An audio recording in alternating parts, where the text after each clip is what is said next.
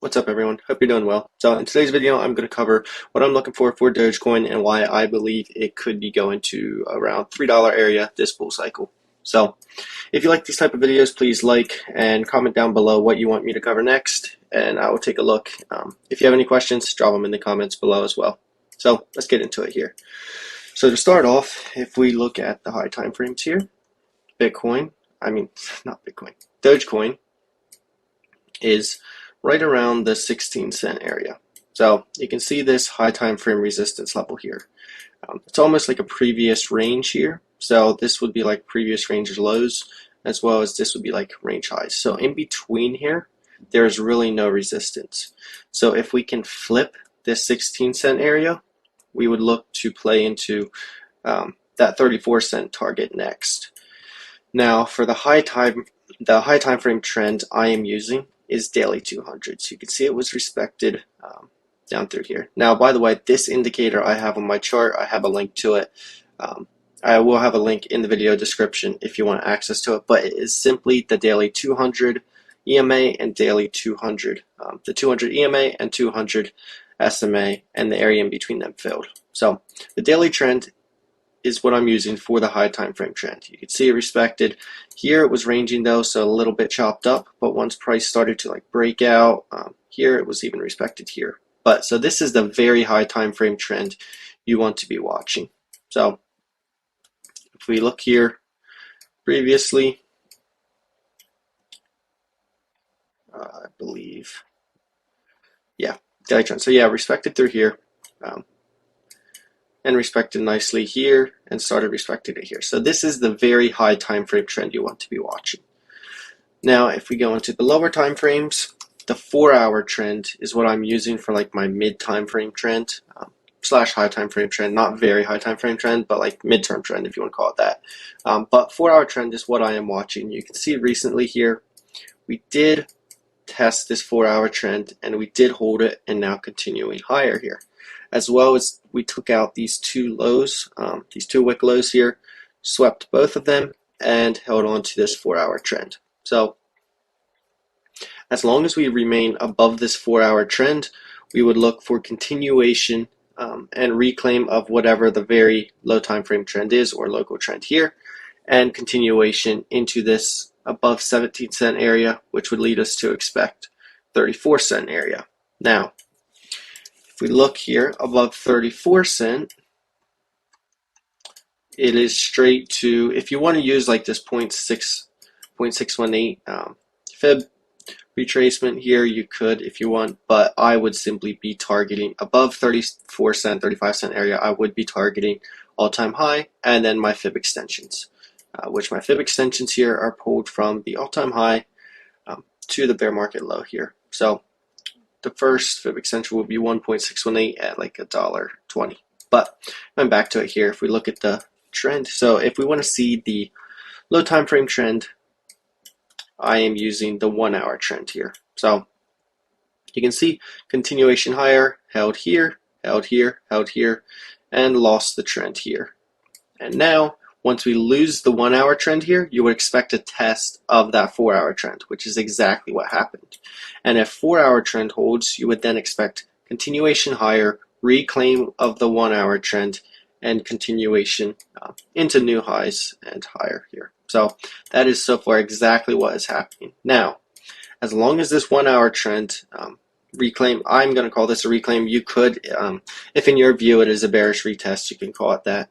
But in my view, this is a reclaim and retest and looking for continuation higher. So as long as this 1-hour trend holds here, you could expect continuation higher above this 17-cent area, which would lead you to the next level of 34-cent. So basically, as long as this 1-hour trend holds, you can expect 34-cent area to get tested.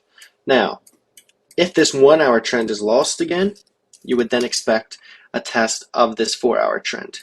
And honestly, at that point, if the 1-hour trend is lost again, I would stop applying this 1-hour trend and just simply use this 4-hour trend as my trend portrayal. But so far, looking very good for continuation higher. Now, as far as my targets go for this bull cycle, if we zoom out here, this 4-hour trend, you can see previously,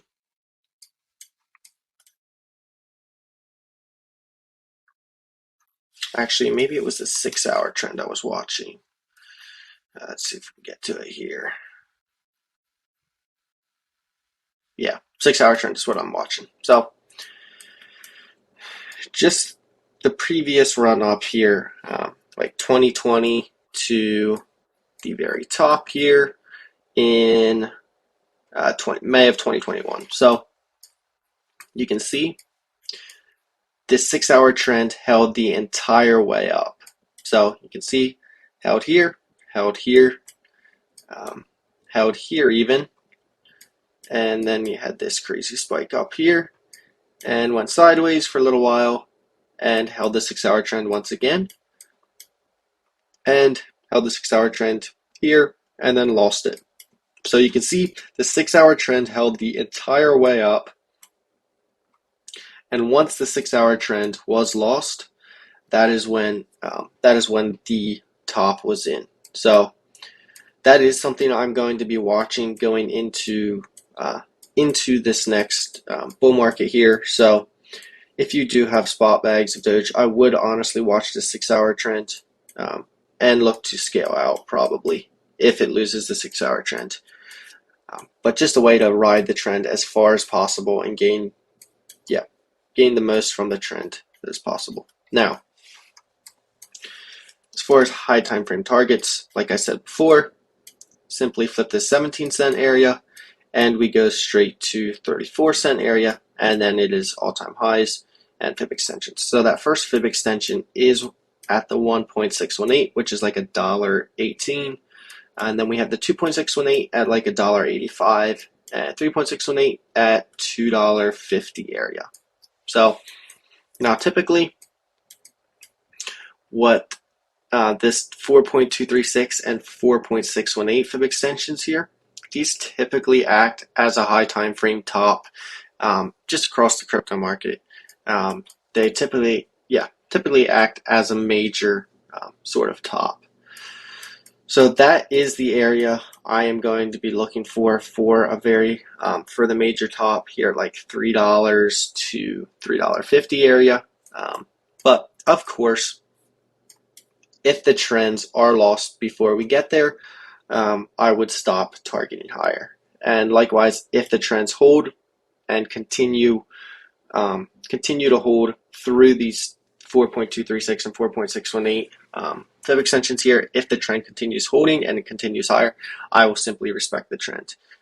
But just my little bit of speculation is the top might be in like $3 to $3, $4 area maybe. Or if you do think about it, last cycle, like the major thing was calling for like $1 Doge. Maybe this cycle it is something like calling for $10, and maybe we just, get like just above $5 area or something, and then everybody starts calling for that $10 target, and maybe that's where the top is. That's also a little bit of my speculation, but yeah, of course I'm going to simply respect my system at the end of the day. So as long as those trends are holding, I would continue to expect higher, which, just go over real quick here, those trends are simply 4-hour trend. You can see this 4-hour trend is very clean, like respected all the way since like July of last year, July of 2023. So very nice trend. So held here and reclaimed 1-hour trend here. So we'll continue to target much higher here. So flip the 17 area, like I said before, go straight to 34-cent area. So any dip we get into 4-hour trend is a good buying opportunity, in my opinion. Of course, if your invalidation is simply loss of that 4-hour trend, you would want to cut your position. But any dip into this 4-hour trend is a buying opportunity, in my opinion. So hopefully that gives you a nice overview of what I'm looking for Doge.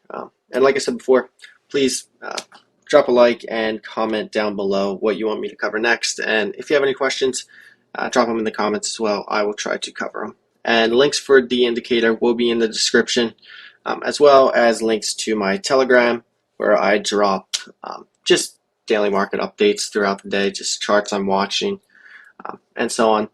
And if you want to get access to me doing live streams every single Friday, as well as 5 other traders are in the Discord, and a bunch of educational content as well. Link will be in the description as well for Trading Mastery. So hopefully you guys enjoyed, and see you next time.